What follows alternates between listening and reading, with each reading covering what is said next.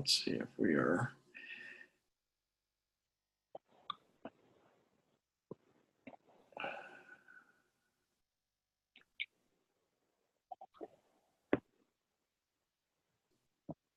Let me escape out of here. I hit something that I need to go back on, I think.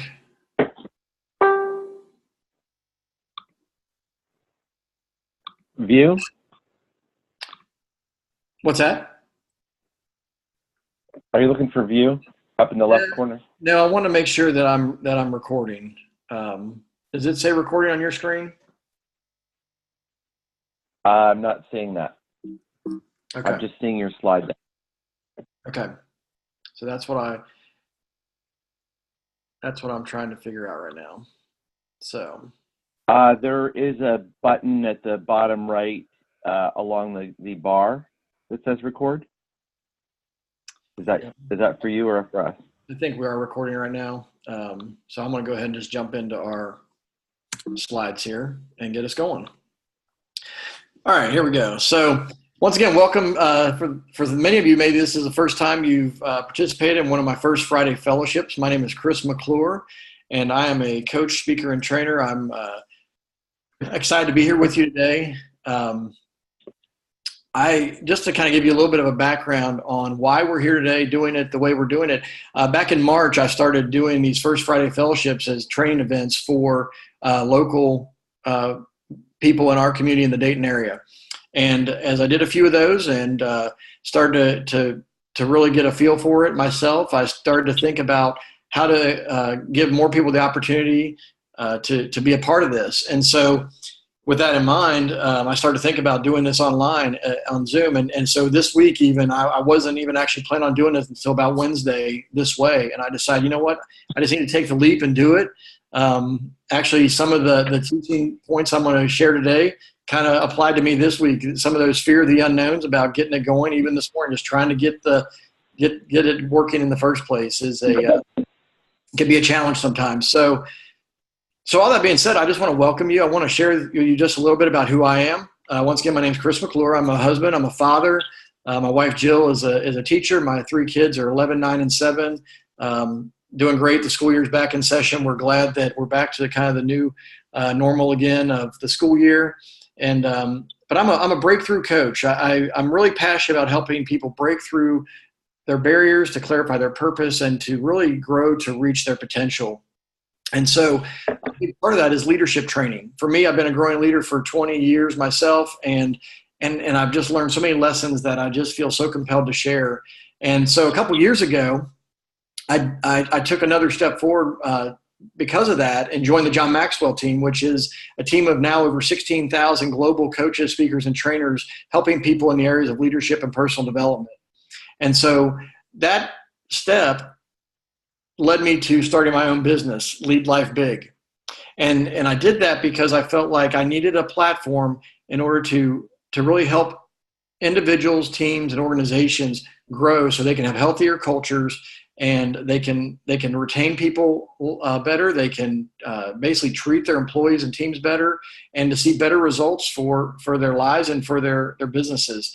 And then within that journey, I came across another team that I just had to be a part of called the Igniting Souls team. And so that team, we help people with their really helping them get clarity on their identity, on their purpose, and on their direction in life. So, maybe they feel stuck in a day job and they really have a dream job, but they don't know how to get from where they are to where they want to be. And so I joined that team to basically add more tools to my toolbox as a coach and a trainer. And then my friend Mark Williams, who's on the call with us today, he and I met up because of being on the John Maxwell team, and we started to dream together about what would it be like working together to help churches, nonprofits, other businesses, individuals. And so he and I started a business called Growing Maximized Leaders. And so not only did I start my own business, which I never planned to do, but then Mark and I ended up starting a second business that is, still in the early stages. But you can see that in my own growth journey, lots of steps were taken, and I had to keep breaking through barriers and obstacles that I'm going to talk about today in order to get there. But what I want to share with you today is that I always like to share this at the beginning of when I do presentations like this. There's a difference between events and processes. Today's an event. It's an online event. It may not be going to a conference room or an arena or a boardroom to have this event. We're online. That's our platform, but it is an event. And so there's a difference between an event like this and a process. And an event encourages decisions, but a process encourages development. An event motivates people. It can be a catalyst to help people get going, but a process matures people. An event is a calendar issue. You put this on your calendar, you scheduled this, you signed up for this, you're here right now. So it's a calendar issue that you show up for, but a process is actually a culture issue. It's something that changes over time. And it can be the culture of your home, it can be the culture of your workplace, it can be the culture of your community, a team that you're on, a group that you're in, whatever. And an event finally challenges people, but a process is really what changes people. You see, you can leave. Chris, you want to click your slide? Did you not see your slides ahead? Are you not seeing it? It's on your first slide. I'm just seeing your first slide. Okay. Are you there? There you go. All right. Thanks for giving me a heads up. Technology, right? Got to take action and figure it out along the way here. My job. Speak up if you're catching things, folks, that you're not seeing. So over time, this will be perfected, but today is the beginning of something new. So this is a process for me even. So what we're doing is a process. Today, it was an event, but we're beginning a process of growth. And so I really want to encourage you as we start today on this topic of how to grow as leaders. How to grow in courage and confidence as a leader, because it's really important that we understand that we're all leaders. John Maxwell talks about the law of influence, and he says that the true measure of leadership is influence, nothing more and nothing less. So we need to understand that we are all leaders in our own right, and that we have influence. So, and hold on a second, folks. I'm having one more glitch again here, so I don't want to be too distracted. But we are growing in influence every day with the people around us, and so you may not be sitting in your seat thinking that you're a leader. You may not be sitting there thinking that you have maybe the title or the position or whatever it is that in your opinion it makes up a leader. But I would argue with you that even if it's not in your job that you have a position of leadership, you definitely do. You definitely are a leader. And so I want you to be thinking about that today as we go through this training. So what can you expect? Well, you can expect to learn common barriers to confidence and courage. You can learn 3 keys to growing in that confidence and courage, and you can learn valuable lessons that you can pass along to others around you.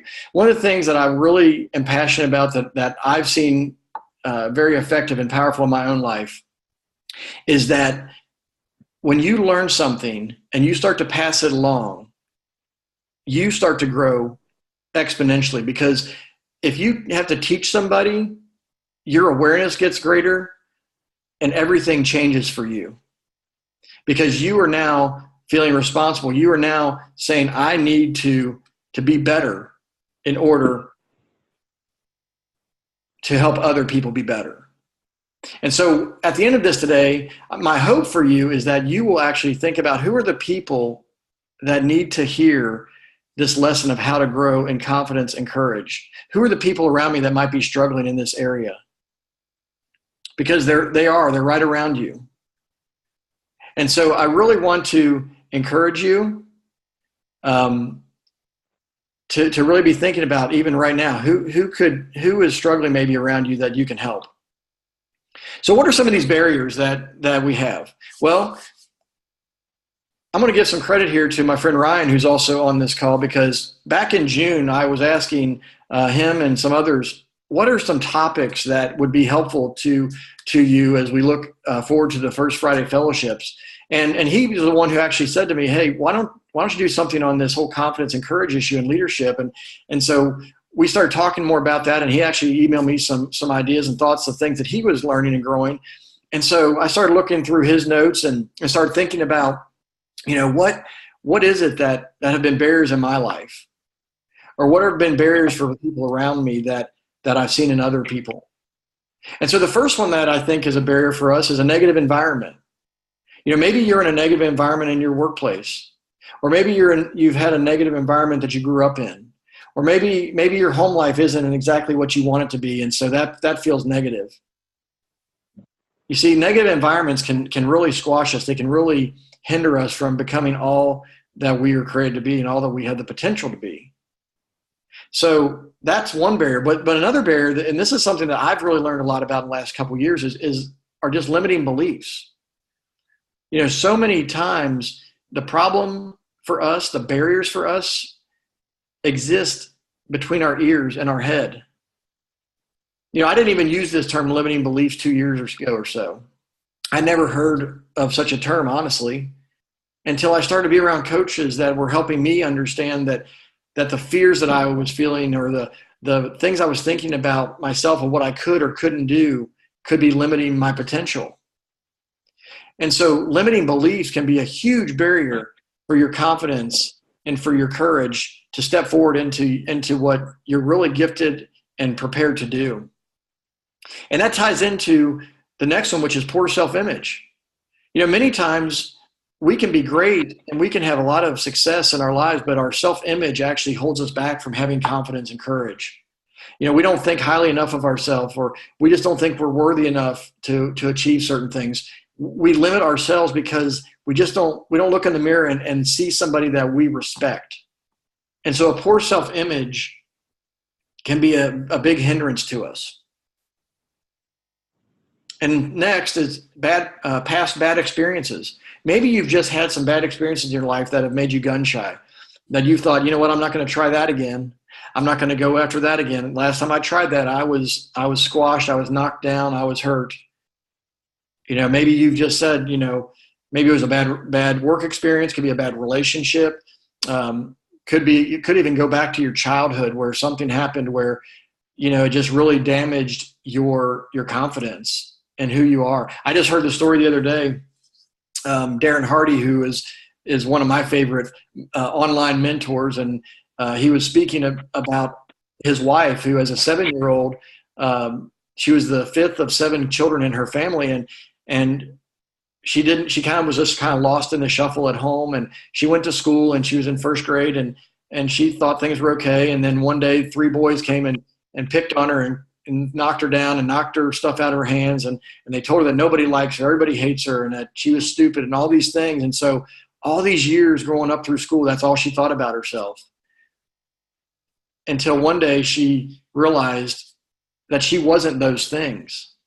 But see, her bad experience with those boys, even at 7 years old, affected how she lived her life all through her school days until she was late in high school. But then she actually came across the opportunity to, during her career, that somebody said, they saw potential in her, and they said, I think you'd really be good for this job. And and in her mind, limiting belief, she said, I don't know how to do it. As a sales position, she said, I don't know how to do this. And they said, no, you really need to apply. You need to do this. And so long story short, she went to the interview. They hired her.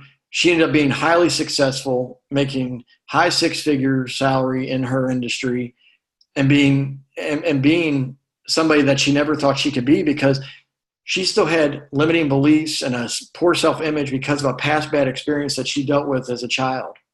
You see, these are the things that play in our mind. If we want to grow as leaders, if we want to grow as people in general, we have to get past these barriers. And some of those barriers are just bad past experiences that we dealt with.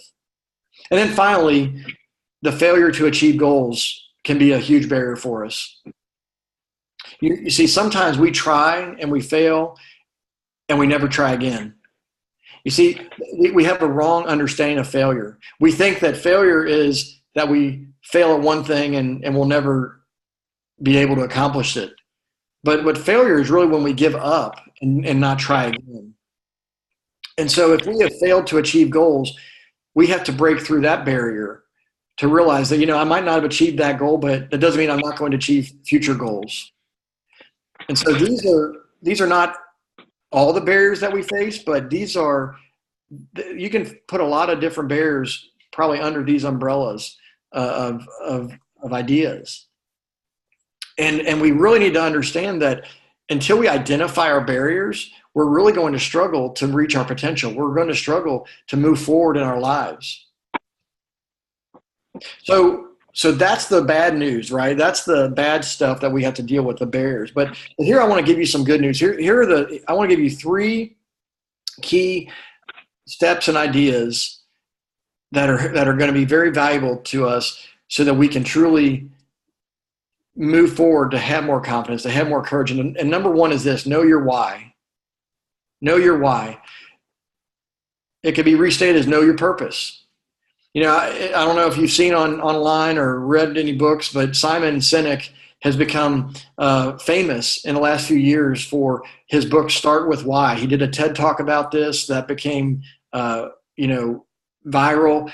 He wrote a book. He's on talk shows all the time. He's being interviewed. He's being brought into conferences to talk about this very principle, to start with your why. Because what he said is that too often we jump right to the actions and we don't start with our purpose. And therefore, the actions may not be the right actions. If you start with your why, then you can develop the actions that you need to take to achieve your purpose. And so it's very important for us to keep in mind that our purpose is what will drive us. Our purpose is what will fill us up. When you go to work each day, if you don't feel like you're living your life on purpose, you're not going to be motivated. When you wake up in the morning, if you don't feel like you're going to step out of bed and get going and fulfill your purpose, you're not going to be motivated. You're not going to have that confidence. You're not going to have the courage to face the day. Gail Hyatt says this. She said, people who have lost their way have lost their why. I love this quote because I've seen this happen time and time again. It's happened to me. And in fact, I was just on the phone yesterday with a gentleman who is struggling with this. And he told me straight up, he said, right now I think my purpose is to feed my cat and make sure my wife has lunch to get out the door because I don't know what I need to do with my life. And this is a 60-year-old man who's been highly successful in his career up until now. And he's making a career change somewhat on his own, somewhat, he was kind of forced out of his situation. And so he's dealing with some of that. But here's the thing. He was just struggling because he's lost his way, and it comes because he lost his why. He's trying to understand what is his purpose from this point forward. And so if we don't know that, then we're not going to have confidence. We're not going to have courage. But if we are clear on our purpose, if we are clear on what we were made to do, what our skills, gifts, and abilities allow us to do, and the people that we are meant to reach and impact, it changes everything for us. Our confidence rises, our courage rises, our energy level rises. We start to take on the day in a completely different way. So you need to know your why.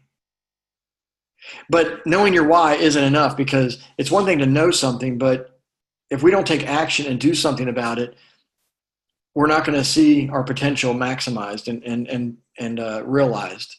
So number 2 is this: we need to commit to growth. We need to know our why, but number 2 is we need to commit to growth.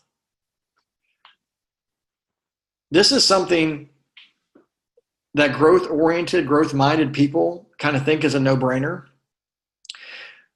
But I just heard this the other day, and it still blows me away every time I hear this, that the majority of people, once they finish their formal education, never pick up a book again.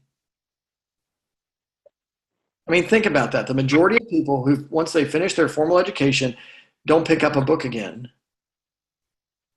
Now, some of those that could be potentially debated. I mean, how do you measure that completely? But the more I thought about that, when I heard that again, I thought about people that I know that tell me all the time, I don't have time to read, or I don't have time to go to a training, or I don't have time to do this, or I don't have time to do that. And so what that tells me is they aren't committed to growth. They're not realizing that they have more potential, that if they would invest in themselves, that they would be able to do more, have more, be more in life. In a sense, when we don't commit to growth, we're settling for who we are today and saying, I'm going to be this way the rest of my life. And the bottom line is, many of us, we're in a good shape today.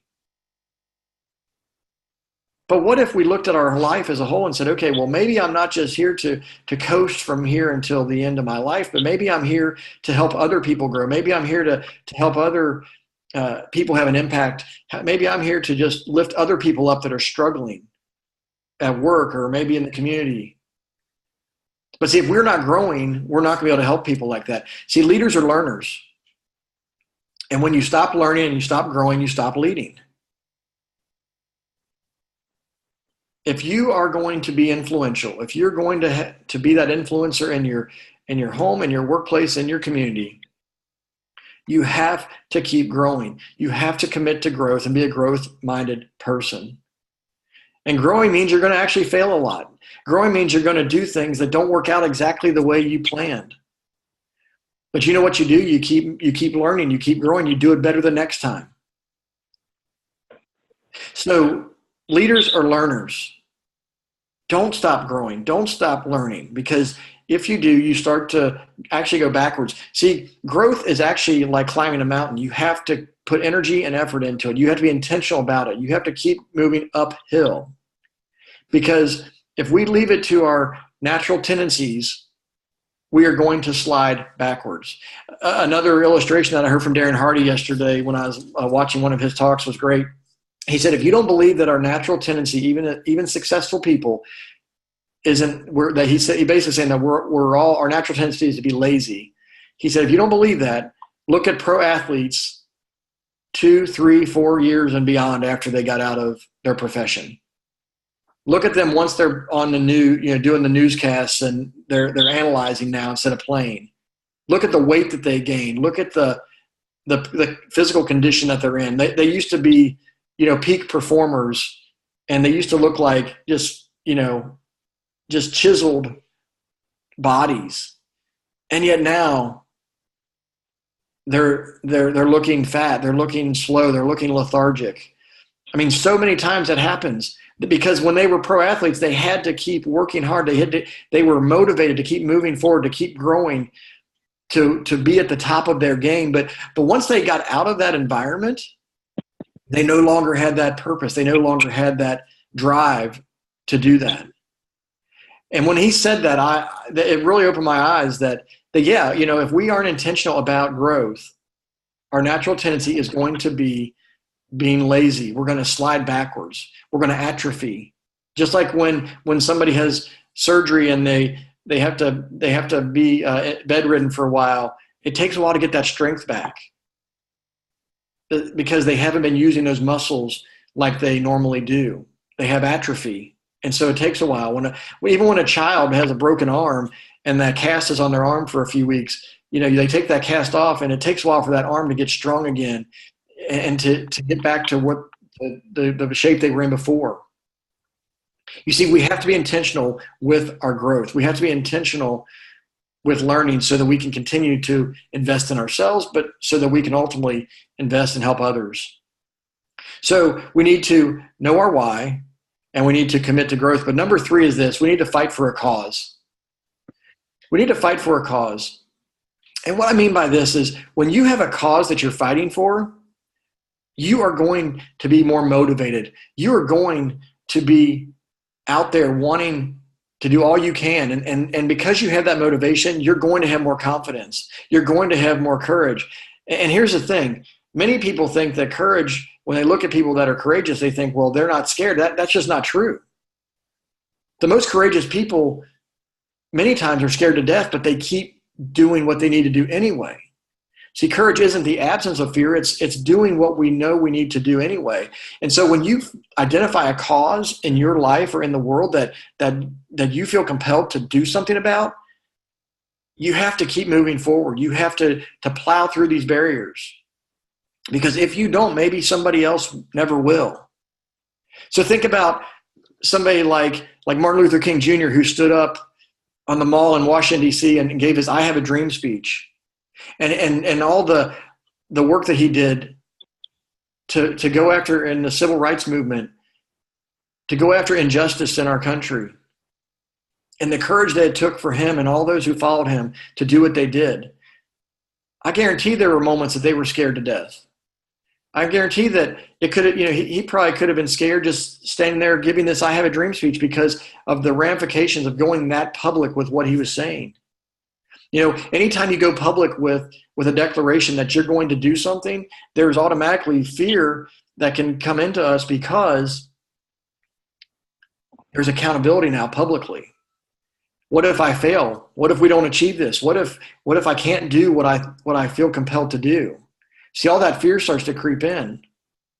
So the question we have to ask ourselves is, what is a battle that I must fight for? What is it? For some, it's a personal battle. Maybe there's things going on at home with a child that you have to fight for that child's well-being. Maybe it's you have to fight for a relationship. Maybe you're seeing something in the community that's it's an injustice that you just feel like I need to address it. I need to do what I can in that situation. The battle and the fight, the cause can be many, many things. So I'm a part of a coaching group, and two people that are really sticking out to me. One is a guy that he has a nonprofit now, and his cause that he's fighting for are homeless youth in St. Louis. He's passionate about helping get our young people that are homeless off the streets and get them trained so they can find jobs and find housing so they can have a better life. Another person in that group that I love to hear her story, she's in the mountains of East Tennessee, and she is working with women coming out of jail and trying to help them get reestablished and not fall back into the same patterns that got them in jail in the first place. There's a lady even locally here in Dayton, Ohio, that's a part of our church, that she saw that there was a need as refugees started being placed in Dayton because it's the city has lower housing costs. She started to see what they weren't receiving to get started here in the U.S. And so she started helping them. She started to understand their needs, and she started to rally people around her. And so this woman works a full-time job every day, and then as soon as she gets off work, she starts helping these refugee families, finding furniture, finding clothing, finding supplies that they need, helping them figure out their transportation needs to find jobs, helping them fill out paperwork, helping them do all these intangibles that many people just think we just do naturally. She's going and helping them because it's not what they're used to. But that's her cause, and she has brought many people into that cause. It's a battle that she must fight. And so you talk to her, she has incredible confidence. She has incredible courage because she's going into some neighborhoods that most people would want to stay away from because they seem to be scary places. But she's going there with courage and confidence because she knows she's going there to help a family that is in need.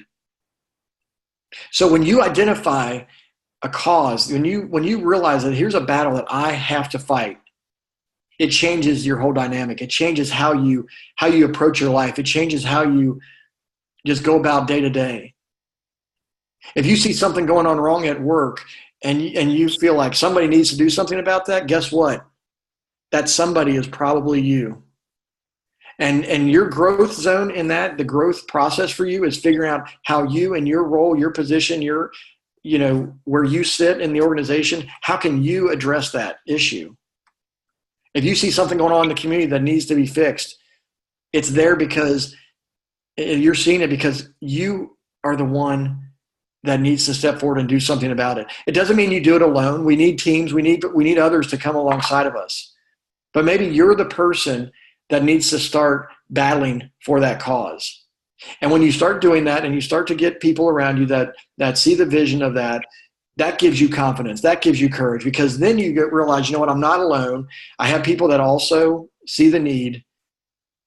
And so you're going to have more confidence. You're going to have more courage. Nelson Mandela, this quote, I love it. It's a quote that's been foundational for me with even my business.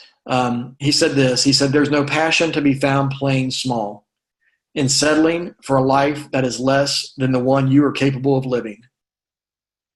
There's no passion to be found playing small and settling for a life that is less than the one you are capable of living. Think about Nelson Mandela. He was imprisoned for years because he was outspoken about apartheid in South Africa. And finally, one day he got out, and he could have said, "You know what? I'm not going to stir up the pot again. I'm not going back in there. I'm free. I'm going to just keep my nose clean. I'm going to stay quiet." But no, Nelson Mandela, he had a vision for a nation to not be segregated as it was. He had a vision similar to Martin Luther King Jr.'s to say, you know what, this injustice needs to be corrected, and we need to get everybody on the same playing field. We need equal rights in our nation. And so he ended up becoming the president of South Africa, and he became a key central figure in banishing apartheid. And it wasn't just him, because he had to build his team, but it took him stepping up and stepping forward and having the confidence and the courage to do so. You see, when we grow as leaders, when we understand our why, and we start to see the cause or the battle that we need to jump into, everything changes. And that doesn't only change for us as individuals, it changes for the people around us. And so what I want to just encourage you today to think about is, what is your why? What is your purpose that you're living for? What is it that wakes you up in the middle of the night that you say, I need to do this with my life? What is it that would give you the energy to hop out of bed every morning and say, you know what, I'm just going to make today the best because I know why I exist and what my purpose is. And then I want you to think about what, in order to achieve that, what are the growth areas? You know, you may have a vision for something that you are completely unqualified for at the moment. But here's the thing. Just because you feel unqualified, or maybe even are unqualified at the moment, doesn't mean you can't achieve the vision. What it means is you have a big growth gap that you need to start working towards. So what you do, you start learning how to take the first step, take the next step, take the next step. One of the lessons that my friend Mark here and I have learned, that we have just applied so much lately, is just taking imperfect action. You see, too many times we feel like we have to have all the answers. We have to have the perfect system. We have to have the perfect process in place before we even start. But what we've discovered is we now know that we have the opportunity to just jump and move forward and learn as we go, grow as we go. Because you see, when you take that first step, it's going to lead you to the second step. But what we often want, we want to achieve step 10 before we ever do steps 1 through 9. So as we go about this process of gaining more confidence, gaining more courage, we need to understand, know your purpose, know where you need to grow, and identify those causes that you that you want to fix, that you want to accomplish in your life. L.P. Jacks said this.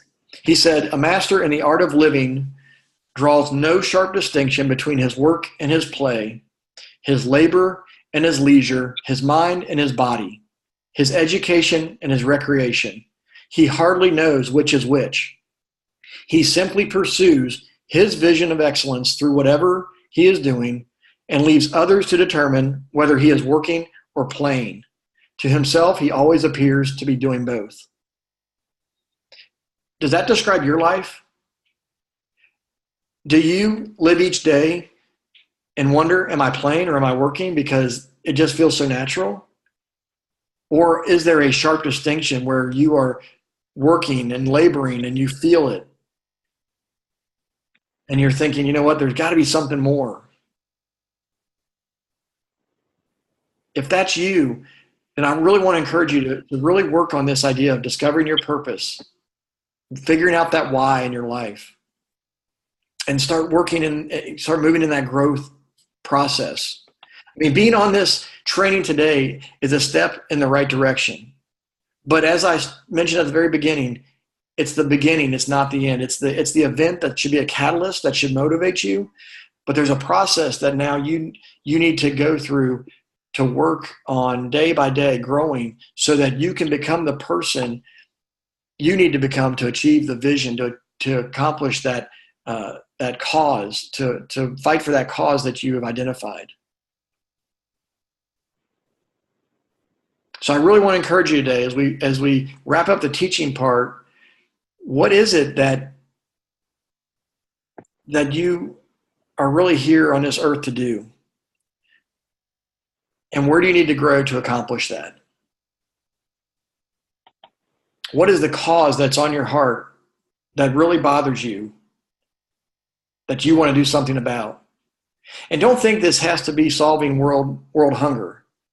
Don't think that this has to be fixing all the major broken issues in our nation or our world.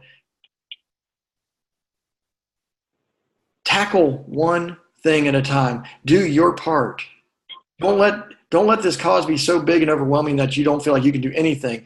What is one part of that cause that can truly make a difference in the lives of the people around you?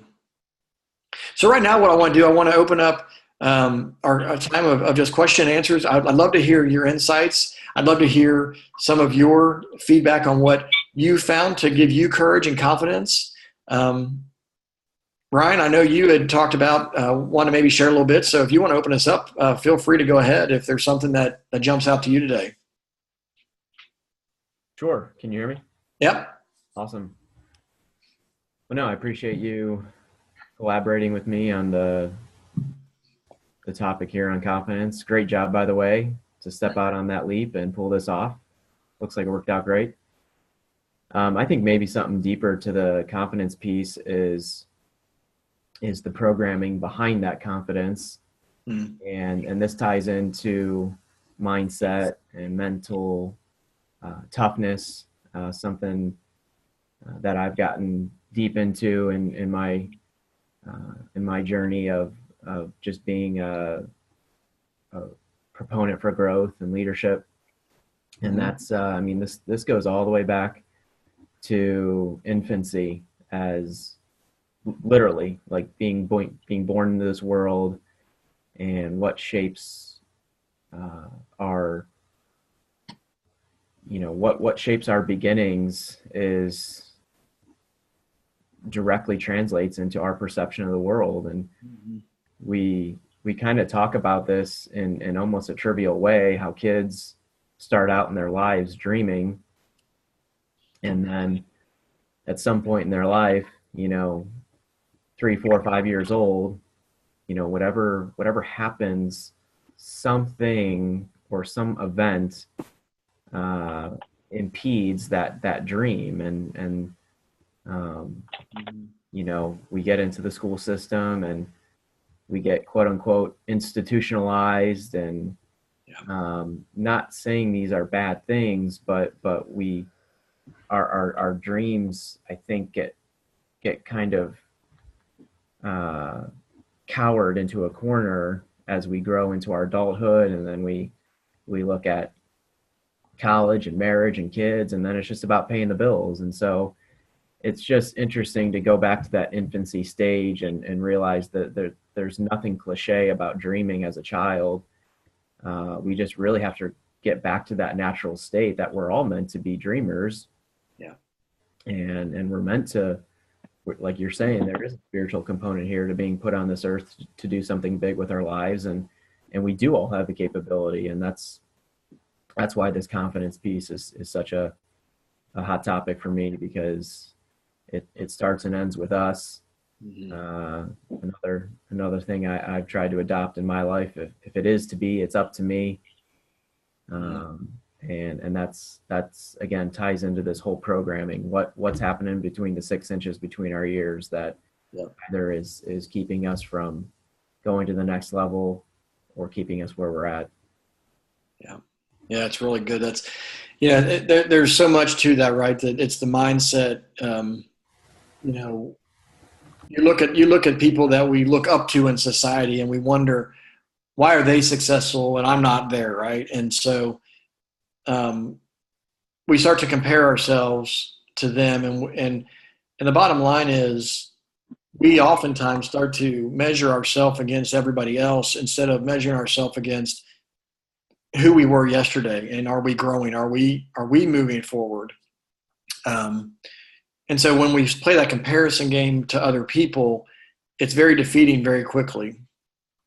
And I think that really does affect our mindset as well.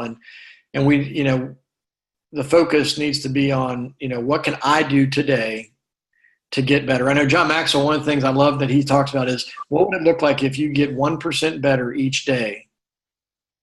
You see, by the, even if it's just 1% better each week, you're at 50%, better, by the end of the year, than you are right now. But it's even more than that, because there's a compound effect.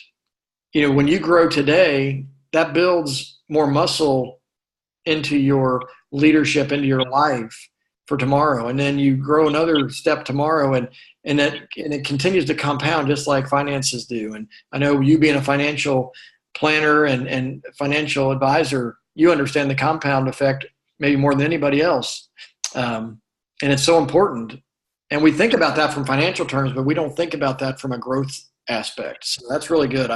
We have to understand that our biggest enemy a lot of times is our own mind, that we need to fight against the negative talk, the negative beliefs that we have about ourselves. So that's good. Thanks for sharing. Anybody else have any thoughts that came to you, or any questions along the way here?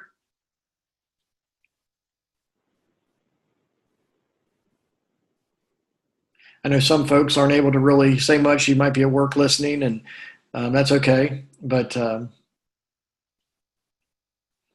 be happy to add to what was just said. I know you and I were really impressed a number of times by Oswald Chambers' writing about giving us a vision, mm-hmm. and then battering us into the shape of the vision before manifesting the vision. Yeah. And I just, along these same lines of everything that you've talked about this morning, Chris, I think about how many times people have a dream or a vision, and when it is difficult, when the times are difficult after having received that vision or dream, when it doesn't go well, they automatically think they are doing something wrong, or they're not doing something right, or they're just not good enough, or not worthy enough to see not only the dream come to pass, but the fruits of it. And it's just not true. Yeah. And if there's anything that we have learned along the way, it is that the difficulties that we have been having are proving to be the very thing that puts us right in touch with people who need to hear our message. Yeah. And I couldn't help but thinking about that the whole time, you've been teaching this morning. And I'm really grateful that that people get a chance to hear that part of you and what you're about, because surely it would not be your intention to tell everybody that you've got this all down pat already. No. The learning is still happening. The growing is still happening. Yeah.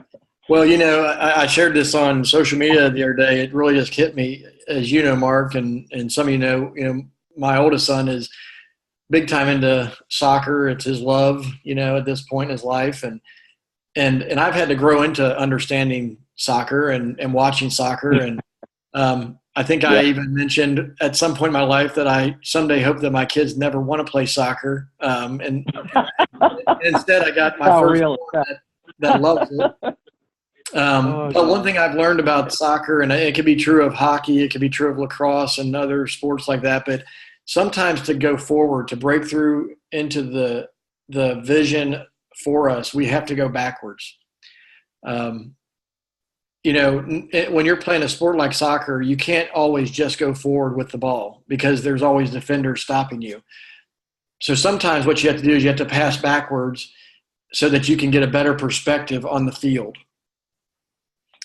And I think the same is true in our lives, that sometimes, and you and I, Mark, we just ran into this week, right? We had a plan, we had a vision, we wanted to start something like next week, literally, and we had to sit there and say, you know what, we really haven't prepared at the level that we need to do this well, to kick this off. So we need to take a step back, we need to reassess, and we need to sit down, and we're going to plan this out better so that we can have more confidence, more courage to move forward. And life is like that.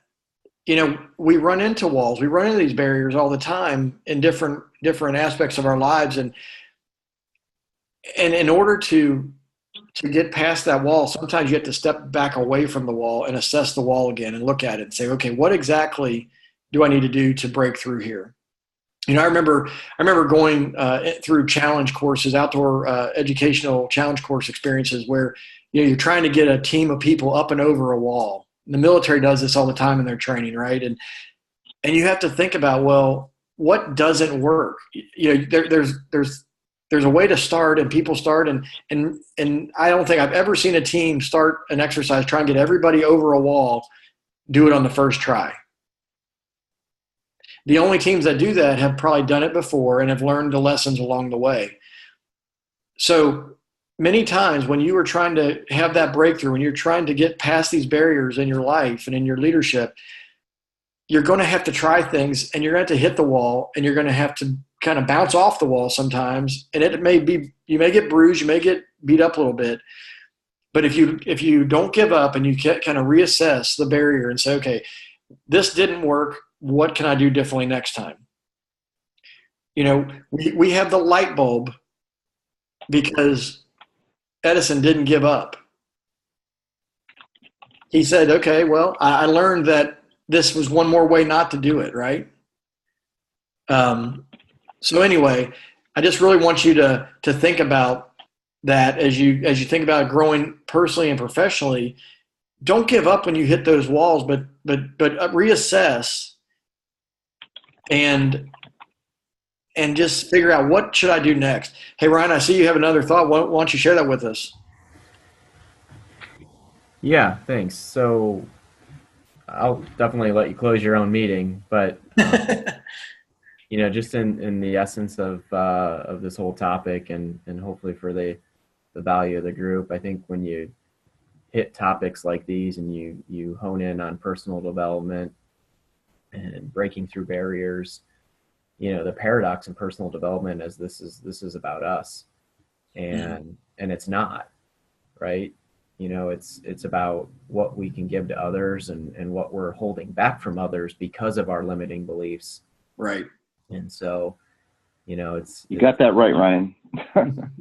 Thank you. Yeah, it's a neat realization too. You know, to come into just the self-realization of that, and to put the focus 100% on others, because when we do that, the personal fear dissipates. Yeah. And that's the great paradox with self-improvement. And I think why self-improvement and personal development, why that industry's taken off, is because you can come at it from the angle of putting yourself in a better position at work or furthering your business or whatever it is. But if we're not bringing others along the way, then we really haven't had a measure of success. Yeah. Yeah. That's good. Thanks. Yeah. Thanks so much for sharing. And that's really the heart behind why I do what I do. You know, when I think about the cause that I fight for, there's a couple of things. One is I honestly get tired of having been in situations in my own life of not living up to my potential. So that drives me to grow.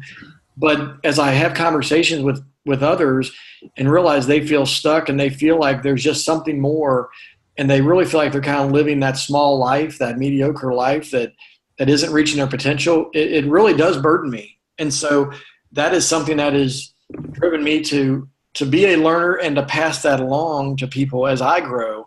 The other thing that has kind of become my fight over the years is battling poor leadership. I'm not going to ask for any hands here on this call, but there's so many times, I talk to people and they're like, oh my gosh, my boss needs to hear what you're saying, or, we need better training at our office, or our company is struggling. This gentleman I was referencing that I talked to yesterday, I mean, that's his cause too. He's like, I've been in the corporate world for so long and I've seen so many mistakes that are made that could, keep teams together and make teams more successful and minimize the turnover. And what happens is, too many times in businesses and organizations, people are promoted without being trained, without being equipped to be good leaders, and so they end up perpetuating a problem in their office or their environment. And so that's a cause for me. I want to help be a remedy to poor leadership, because when you are well led, getting up and going to work and doing what you do each day can be a joy. But when you are poorly led, you don't want to get out of bed. You don't want to get up. You're not motivated to go work. You don't want to have those next meetings with your boss or whoever you're frustrated with. So those are kind of the two branches of what I really go after, is how do I help people live much bigger than they currently are. That's why my company's name is Lead Life Big, because we need to lead ourselves, not just accept where we are today. We need to lead ourselves intentionally into being intentionally great. There's greatness in all of us that's unrealized, of how greatness, from a leadership standpoint, means that we're serving others and helping them become better. But from a personal standpoint, there's greatness in us that we have so much more to achieve that we can do with our lives. And so that quote by Mandela always speaks to me, because he's right. There is no passion in small living. It's when we're out on this adventure where we are really living big, stretching ourselves, growing, taking on the challenges in front of us. That's when we have this exhilaration, we have this motivation, we have, this excitement and energy that gives us confidence and gives us courage. So I want to wrap things up. I want to respect everyone's time again this morning. Thanks so much for being on this teaching. Our next First Friday Fellowship will be Friday, October 6th, and it'll be 9:30 a.m. Eastern, just like it is right now.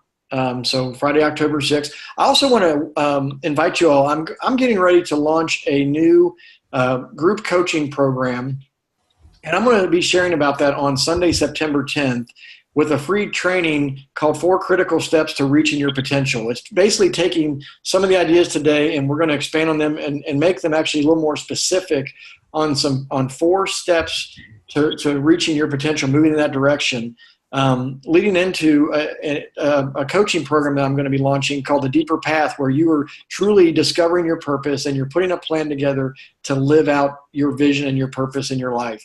And so it's going to be from 8 to 9 p.m. on Sunday, September 10th. I will record that one as well. So if you can't be with us, I'll send the Eventbrite link out to you to sign up for that. And even if you can't be on it, sign up, and then you'll get the recording of it later. But I'd love to have you live. I'd love to interact with you. I'm going to be doing some teaching again, and also having some interaction and Q&A time as well. So just want to throw that out there. That's just it's hard to believe today's September 1st. It's not this Sunday, but it's next Sunday from here. So thanks again for being here. I hope you guys have a great holiday weekend. I look forward to connecting with you online. And once again, if you want to connect with me personally, you can actually shoot me an email, chris@leadlifebig.com.